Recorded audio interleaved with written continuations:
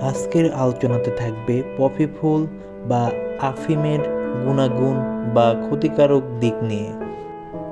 Poppy ফুলের বিভিন্ন প্রজাতি রয়েছে যা ফুল বাগানের শোভা বাড়ায়। পপি ফুল থেকে যখন ফল হয় আর এই ফলগুলো যখন পরিপুষ্ট হয় তখন চাষিরা এই ফলগুলো ছুরি দিয়ে কেটে দেয় এবং এই ফল থেকে একটা সাদা রস বের হয়। 6 থেকে 7 ঘন্টা এভাবেই রেখে দেওয়া হয় এবং যে কষগুলো বের হয় এই কষগুলাই চাষিরা সংগ্রহ করে থাকেন। আর এই কষই হয়ে থাকে আফিমের একমাত্র কাঁচামাল। এরপর বিভিন্ন রাসায়নিক প্রক্রিয়ায় অন্যান্য উপজাত জৈব রাসায়নিক দ্রব্য বানানো হয়।